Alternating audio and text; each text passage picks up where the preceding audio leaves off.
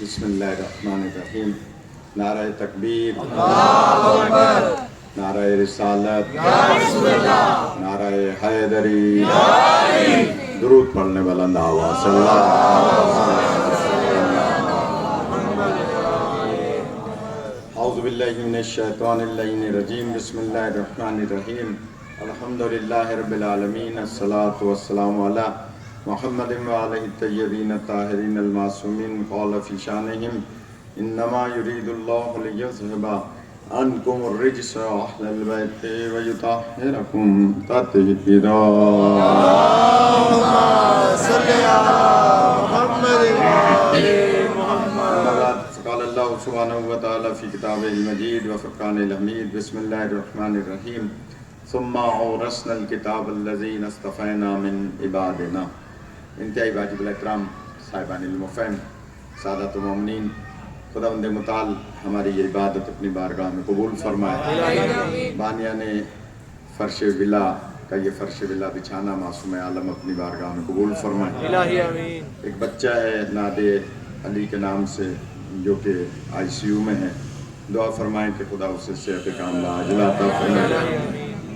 یہ جو be be اپنے بچے کے گر جانے پر اس کی صحت کے لیے دعا کرا رہی تھی، اسے ہماری بہن غلام زینب برطانیہ میں ہیں.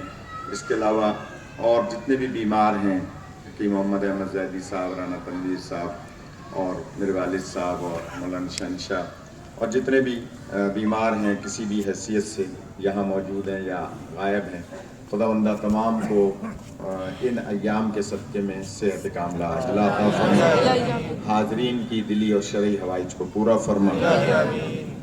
ان تمام دعاؤں کی قبولیت کے لیے ایک بلند آواز سے درود پڑھنے محمد.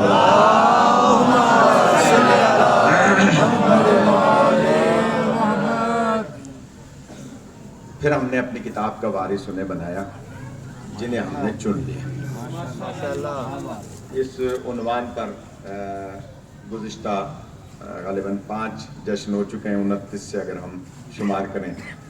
5 سکندر بھائی نے ماشاءاللہ ڈیوٹی دی اپنی، اور کل سے سہیل شاہ صاحب پڑھیں گے، اور انشاءاللہ آئندہ بھی یہ پڑھنے والے انشاءاللہ آتے رہیں گے، پڑھتے رہیں گے. یہ جشن قیامت تک جاری و ساری رہیں گے.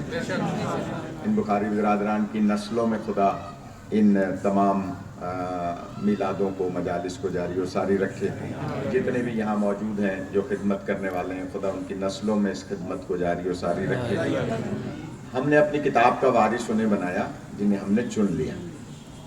ایک تاریخ کے مطابق ایران میں، عراق میں، شام میں آج کی تاریخ جو کل آنے والی ہے یعنی شب، یہ امام سید سجاد علیہ السلام کی اس دنیا میں آمد کی شب ہے. یعنی عراق، ایران، شام میں آج کی شب منائی جاتی ہے، یعنی کل کا دن. اور ہمارے یہاں ہندو پاک میں 15 جمادی الاول کو مستند سمجھا جاتا ہے اس تاریخ کو. لیکن چونکہ ہمارے پاس جو تواریخ پہنچی ہیں وہ زیادہ تر عیسائی مورخوں کے ذریعے سے پہنچی ہیں. ہمارے پاس جو تواریخ پہنچی ہیں وہ عیسائی مورخین کے ذریعے سے. ابی مخنف آپ نے نام سنا ہوگا، اکثر واعظین، خطبہ، علماء ابی مخنف کا نام لیتے ہیں، وہ بھی عیسائی تھا. حمید ابن مسلم، نام کتنا اچھا ہے، حمید ابن مسلم، یہ نام آپ نے سنا ہوگا، یہ بھی عیسائی تھا. یہ جتنے بھی مورخین ہیں خاص طور پہ کربلا کے حوالے سے وہ زیادہ تر عیسائی تھے، اور انہیں شوق تھا تاریخ لکھنے کا، تو وہ کربلا کے واقعات کو نقل کرتے تھے. لیکن ہم ان پہ اعتماد اس لیے کرتے ہیں کہ وہ مسلمان نہیں تھے. میں نے جملہ کہہ دیا، آپ نے سنا. ہم ان پہ اعتماد ہی اس لیے کرتے ہیں کہ مسلمان نہیں تھے. کیوں؟ دلیل دے رہا ہوں کہ یہ عیسائی ہی وہ تھے جو دیکھ کر پنجتن کو پیچھے ہٹ گئے تھے. پڑھے لکھے حضرات ہیں یہ عیسائی تھے نا، نصارہ نجران کون تھے؟ عیسائی تھے. یہ دیکھ کر پیچھے ہٹ گئے تھے کہ ہم ایسے چہرے دیکھ رہے ہیں. کیا ہوا سکندر؟ ہم ایسے چہرے، نہیں پانی کی ضرورت نہیں ہے، ایسے چہرے دیکھ رہے ہیں کہ جو اگر کہیں تو اپنی جگہ سے پہاڑ ہٹ جائیں. اس کا مطلب یہ ہوا کہ اسی لیے نصارہ نجران پہ عذاب نہیں آیا کہ انہوں نے ان چہروں کو پہچان لیا. جملہ کہہ رہا ہوں، یہ تو دور سے دیکھ کے چہروں کو پہچان رہے ہیں، اور کچھ لوگ دائیں بائیں رہ کے نہیں پہچان رہے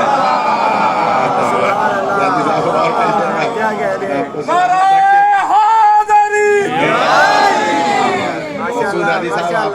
آپ 5ویں جشن میں آئے ہیں تو آج آپ کو تھوڑا سا بولنا پڑے گا. میں جملہ کہہ رہا ہوں کہ جناب ہم اس لیے ان پہ اعتماد کرتے ہیں تاریخ کے حوالے سے کہ ان کا کوئی مفاد نہیں ہے، کیونکہ مسلمانوں کا مفاد ہوتا تھا ذاتی، اس لیے وہ روایت کو غلط ملت کر دیتے تھے. ان کا کوئی مفاد نہیں ہوتا تھا، ان کا شوق ہوتا تھا تاریخ لکھنے کا. لہٰذا انہوں نے 2 تاریخیں لکھی. ایک مولا کی یہ شب لکھی جسے زیادہ تر ایران، عراق، شام میں مجتہدین مناتے ہیں. اسی لیے آپ نے دیکھا ہوگا کہ بی بی کی شہادت کے دن اب 13 جمادی الاول سے اور 3 جمادی الثانی تک 20 دن تقریباً ایام فاطمیہ مسلسل منائے جاتے ہیں، اور ان میں یہ بیچ والا دن ولادت کا نہیں منایا جاتا، کیونکہ وہاں اس تاریخ کو مستند نہیں سمجھا جاتا. کون سی؟ 15 جمادی الاول، ثانی نہیں، اول. اور وہاں 13 جمادی الاول یعنی 14 کی شب شہادت منائی جاتی ہے، اور 3 جمادی الثانی شہادت بی بی کی منائی جاتی ہے. اس لیے وہ 20 دن تسلسل کے ساتھ ایام فاطمیہ کرتے ہیں. لیکن چونکہ ہمارا جو مرکز ہے مرجعیت کا وہ ہے نجف اشرف یا قم مقدس، تو وہاں یہ تاریخ منائی جاتی ہے. اس لیے میں چاہ رہا ہوں کہ آج اس وارث کتاب کا تذکرہ کیا جائے جو عمران کی اولاد ہے. اگر آمادہ ہیں، اگر تھکے ہیں کوئی بات نہیں. میں نے آج صبح رامش کے والد کے سوئم کی مجلس پڑھی تھی. ہمارے دلشاہ صاحب یہ موجود تھے، عباد بھائی اور یہ ہمارے سلمان میاں. وہاں ایک جملہ عرض کیا تھا کہ یہ 14 وہ ہیں آل عمران کے افراد کہ جو یہاں کے پڑھے ہوئے نہیں ہیں. جملہ کہتے ہیں. اچھا، آپ کو جگانے کے لیے اب دیکھیے میں میلاد پڑھ سکتا ہوں، آپ نے دیکھا یہ 5 سال سے پڑھ رہا ہوں. میں آپ کو سونے نہیں دوں گا، تھوڑا سا جاگنا پڑے گا. ریاست شاہ صاحب کہاں بیٹھے ہیں نظر نہیں آ رہے، تو آئے تو تھے، چلے گئے شاید. تو میں جملہ کہہ رہا ہوں ان کے لیے کہ جناب غور کیجئے گا، یہ 14 وہ ہیں جو وہاں کے پڑھے ہوئے ہیں. آل عمران کے افراد جو وارث کتاب ہیں یہاں کے پڑھے ہوئے نہیں ہیں. مشکل ترین سوال کر لیں آپ. پوچھا امام سے کہ مولا گدھے سب ایک شکل کے ہیں؟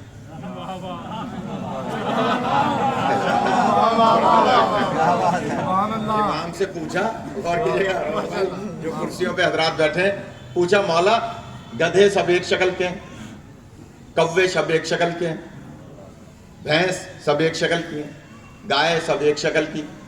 اپنی اپنی جنس میں یہ جانور اپنی اپنی جنس میں سب ایک شکل کے ہیں، انسان الگ الگ شکل کے کیوں ہیں؟ یہ جواب کون دے سکتا ہے سوائے اس کے جو وہاں کا پڑھا ہوا ہو؟ یار تھوڑا سا جاگ جائیں جو پیچھے والے حضرات ہیں. کہا کہ جناب یہ سب ایک شکل کے کیوں نہیں ہیں؟ انسان سب کو اللہ نے الگ الگ شکل کا بنایا، باپ علیحدہ، بیٹا علیحدہ، ماں باپ سب، بھائی سب الگ الگ شکل کے کیوں؟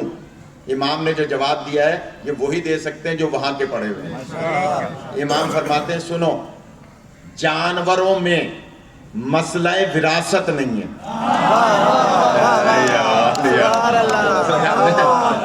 جانوروں میں مسئلہ وراثت نہیں ہے، وراثت کی تقسیم نہیں ہے.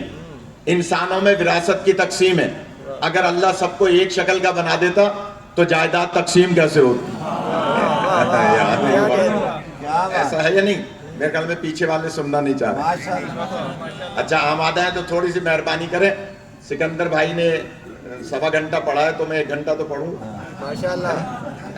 اور میں نے کافی دیر سنا ہے بیٹھ کے. شہنشاہ جناب غازی عباس علمدار علیہ السلام باواد بلند صلوات.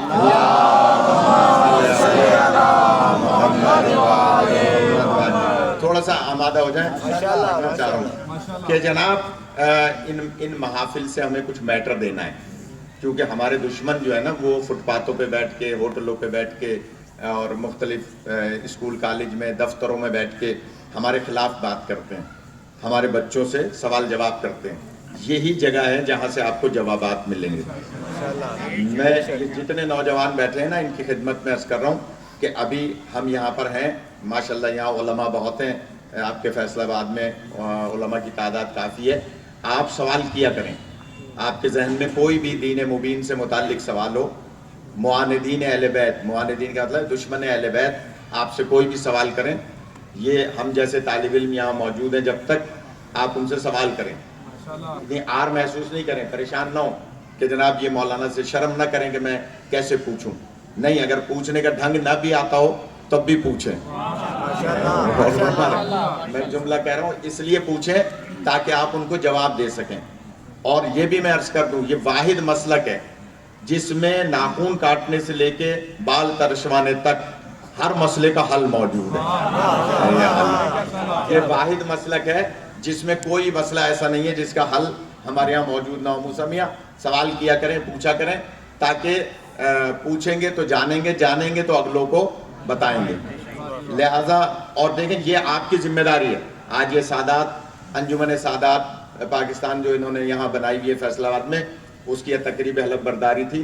وہاں بھی میں نے ایک جملہ عرض کیا تھا کہ سادات کی ذمہ داری زیادہ ہے، خاص طور پہ بنسبت دوسروں کے سادات کی زیادہ ذمہ داری، کیونکہ اللہ نے سادات کو بنایا ہی مدد کرنے کے لیے. وہ نہیں فرما رہے. اب اگر کوئی سید ہے اور آپ اس سے سوال کر رہے ہیں، وہ سوال کے جواب میں آپ کو منع کر رہا ہے کسی بھی قسم کا سوال، تو اس میں اشکال ہے. اس کے سید ہونے میں اشکال ہے. کیوں؟ مولا کائنات فرماتے ہیں کہ لوگ رزق تلاش کرتے ہیں محنت میں، اللہ نے رزق رکھا ہے سخاوت میں. جملہ کہہ دیا. لہٰذا کرامت شاہ بھاری ذمہ داری ہے. نہیں، آپ نے انجمن بنائی ہے، آپ اس کے نائب صدر ہیں. بھاری ذمہ داری ہے کہ جو ذمہ داری کو پورا کریں. تو کوئی بھی سوال ہو، ابھی ہم 5-6 دن ہیں، دعا کریں خدا سب کو زندگی دے. تو کوئی بھی بچے کو کسی کو سوال ہو لکھ کے بھیج دیں. چلیں آج ہم اس کا جواب موضوع غلط ملط ہونے کی وجہ سے نہیں دیں گے تو کل دے دیں گے، لیکن جواب ضرور دیں گے، اس لیے کہ بہت ایسے ایسے ٹیڑھے میڑھے سوال آتے ہیں تو ان کا حل بھی موجود ہے. امام سے پوچھا مولا سب انسان ایک شکل کے کیوں نہیں ہیں؟ تو امام فرماتے ہیں کہ انسانوں میں مسئلہ وراثت موجود ہے، جانوروں میں مسئلہ وراثت نہیں ہے. اب میں دیکھوں گا آپ کیسے سنتے ہیں اگلا جملہ. دوسرا امام فرماتے ہیں کہ جانوروں میں جزا اور سزا نہیں ہے. اور نہیں فرما رہے. انسانوں میں جزا اور سزا ہے. اگر اللہ سب کو ایک شکل کا بنا دیتا، جرم باپ کرتا، سزا بیٹے کو مل رہی ہو.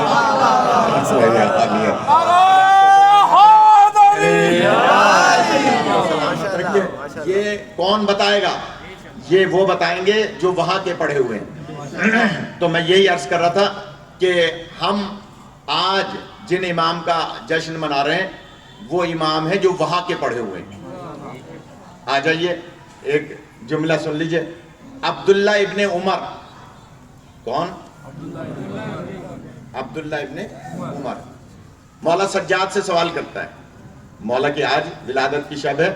مولا سے سوال کرتا ہے کہ ہم نے سنا ہے کہ آپ کے دادا علی کی ولایت کو اللہ نے ہر مخلوق پہ لازم قرار دیا تھا.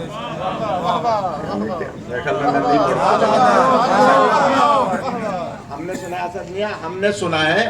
تھوڑا سا جاگ جائیں بھائی اگر میلاد سننا چاہتے ہیں. ہم نے سنا ہے سگلین بھائی کہ آپ کے دادا علی علیہ السلام کی ولایت کو اللہ نے ہر مخلوق پر واجب کیا تھا، اور جس نے آپ کے دادا کی ولایت کا اقرار کیا، اللہ نے اس کو باعث فضیلت بنایا۔ مولا فرماتے ہاں یہ جو تم ہاتھ میں عقیق کی انگوٹھی پہنے ہوئے ہو، یہ عقیق وہ پتھر ہے جس نے پتھروں میں سب سے پہلے علی ولی اللہ پڑھا۔ فرما رہے بآواز بلند نعرہ ولایت، نعرہ ولایت، نعرہ ولایت، زباں کے ساتھ دل بولا، زمین بولی فلک بولا، برائے خشنودی امام زین العابدین علیہ السلام بلند تر صلوات۔ فرجوں میں آج پڑھوں گا بھی 1.5-2 گھنٹہ، اس کے بعد کوئی پروگرام نہیں ہے، تو کل ہم نے 1.25 گھنٹہ پڑھا تھا شاید، تو وہ کسر پوری کروں گا۔ اگر کسی کو جانا ہے تو کان سے منہ فون لگا کے جا سکتے ہیں، لیکن جو سننے آئے وہ تھوڑا سا آمادہ ہو جائے۔ جان خدا سلامت رکھے۔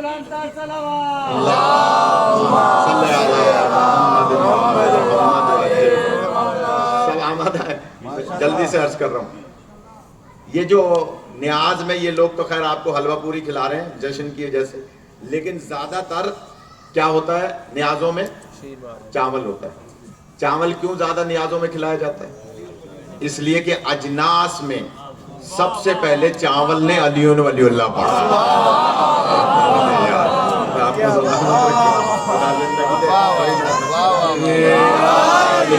تھوڑا سا جاگ جائیں، اس لیے بڑی مہربانی۔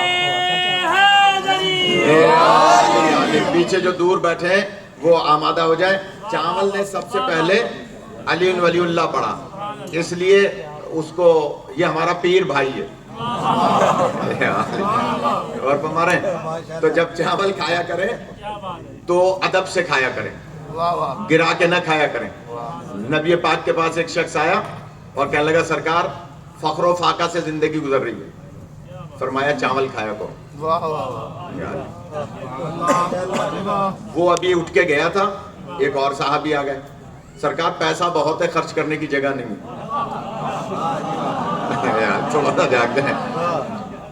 کہا پیسہ بہت ہے خرچ کرنے کی جگہ نہیں ہے، خرچ کرنے کی جگہ نہیں ہے، آپ فرماتے ہیں چاول کھایا کرو۔ جب وہ دونوں چلے گئے تو صحابہ نے پوچھا سرکار جو غریب تھا اس کو بھی آپ نے یہی مشورہ دیا چاول کھایا کرو، جو امیر تھا پیسے خرچ کرنے کی جگہ نہیں تھی اس کو بھی یہی فرمایا کہ چاول کھایا کرو؟ فرماتے ہیں ہاں، یہ جو غریب تھا یہ چاول کا ایک ایک دانہ اٹھا کے کھائے گا، اور جب چاول کا ایک ایک دانہ کھائے گا تو چاول وہ ہے جس نے ہماری رسالت اور علی کی ولایت کا پہلے اقرار کیا تھا، تو جو اس کی تعظیم کرے گا اس کے رزق میں اضافہ ہو جائے گا، جو چاول کی تعظیم کرے گا اس کے رزق میں اضافہ ہو جائے گا۔ اور اس کے پاس پیسہ حرام حلال کا بہت ہے، یہ جب ابھی مسلمان ہوا ہے، جب یہ کافر تھا اس کے پاس پیسہ بہت تھا، اور وہ اب کا اور پرانا پیسہ مکس ہوا ہوا ہے، یعنی سود کا پیسہ اور بعد والا پیسہ مکس ہوا ہوا ہے۔ آج بھی غور کرنے کی ضرورت ہے، اور فرما رہے کہا کہ پیسہ جو ہے بہت سارا مکس ہوا ہوا ہے، اس لیے یہ چاول کھائے گا آدھا کھائے گا آدھا گرائے گا، ادب سے نہیں کھائے گا۔ اب غور کر لیں وہ لوگ جو شادیوں میں جا کے پلیٹیں بھر لیتے ہیں، شادیوں میں جاتے ہیں غم میں جاتے ہیں پلیٹ خوب بھر لیتے ہیں کہ بعد میں پتہ نہیں ڈش آئے گی یا نہیں آئے گی، اور آدھا کھاتے ہیں آدھا چھوڑ دیتے ہیں ڈسٹ بن میں ڈال دیتے ہیں۔ اس کا حساب وہ کھلانے والا نہیں دے گا۔ میں نے جملہ کہہ لیا، تھوڑی سی درسی باتیں بھی سن لیا کریں۔ مجھ پہ یہ الزام ہے کہ میں فضائل زیادہ پڑھتا ہوں درسی نہیں پڑھتا، تو میں اس عشرے میں چاہ رہا ہوں کہ کچھ آپ کو جہنم بھی دکھاؤں، لہذا تھوڑا سا آمادہ ہو جائے، اسی لیے گجر بچہ نعرہ نہیں لگا رہا کہ جناب ہو گئی ماشاءاللہ ہو گئی، اچھا ہو جائے گی انشاءاللہ۔ مل کے نعرہ حیدری حیدری، اب تو ہو ہی جائے، خدا سلامت رکھے۔ یہ یہ ذکر کیا کریں. یہ نام علی تسبیح ہے، اس میں اعظم لیا کریں، تسبیح پڑھا کریں، پھر دیکھیں مسائل کیسے حل ہوتے ہیں. لیکن میں جلدی سے عرض کر رہا تھا کہ سب سے پہلے فرمایا کہ بے دردی سے چاول کھائے گا تو بد اخلاقی کرے گا، بے حرمتی کرے گا، اس میں کمی ہو جائے گی. تو یہ چاول جو ہے ہمارا پیر بھائی ہے، اس کو ادب سے کھایا کریں. اچھا رزق کوئی سا بھی ہو اسے ادب سے کھانا چاہیے. تو جس نے بھی مولا کی ولایت کا پہلے اقرار کیا اللہ نے اسے عزت بخشی. جس نے بھی، بہت بھاری جملہ کہہ رہا ہوں اور موضوع میں آ رہا ہوں، جس نے بھی وہاں ولایت کے اقرار میں ذرا سا تعامل کیا، تھوڑا سا جا کے ذرا سا تعامل کیا، یعنی ذرا سا سوچا، وہ کسی نہ کسی امتحان میں مبتلا ہوا. اب روایت سنا رہا ہوں، آپ لوگ نہیں سننا چاہ رہے تو میں کیا کروں. کہا امام فرماتے ہیں عبداللہ ابن عمر کیا کہنا چاہتے ہو؟ کہا میں نے یہ سنا ہے کہ حضرت یونس علیہ السلام، سنیے گا روایت، میں نے یہ سنا ہے کہ حضرت یونس علیہ السلام، سوال کون کر رہا ہے؟ عبداللہ ابن عمر مولا سجاد سے، کہ ہم نے سنا ہے کہ حضرت یونس علیہ السلام نے جب ان کے سامنے توحید، رسالت اور ولایت کو پیش کیا گیا تو حضرت یونس نے اقرار ولایت علی میں تعامل سے کام لیا. تو اللہ تعالیٰ نے ان کو بطور اطاعت، عذاب نہیں، انبیاء کو عذاب نہیں آتا، مچھلی کے پیٹ میں ڈال دیا. اور پھر وہ تسبیح پڑھتے رہے، کیا؟ لا الہ الا انت سبحانک انی کنت من الظالمین، لا الہ الا انت سبحانک انی کنت من الظالمین. کیا ترجمہ ہوگا؟ کریے ذرا دلشاد صاحب. لا الہ الا انت سبحانک انی کنت من الظالمین، بے شک تو ہی لا الہ الا اللہ، انتا تو ہی ہے جو خدا ہے، تیرے علاوہ کوئی خدا نہیں، اور میں ظالموں میں سے ہوں. پتا چلا یونس نبی کہہ رہے ہیں ولایت علی کا اقرار کرنے میں دیر کرنے میں کہ میں ظالموں میں سے ہوں. میں جانا چاہ رہا ہوں حضرت یونس، یا رسول اللہ، نعرہ حیدری زندہ باد، زندہ باد، مرد آباد، مرد آباد. اللہ صلی اللہ محمد محمد محمد والے محمد بلند تر صلوات. مولا سجاد علیہ السلام کے میں بہت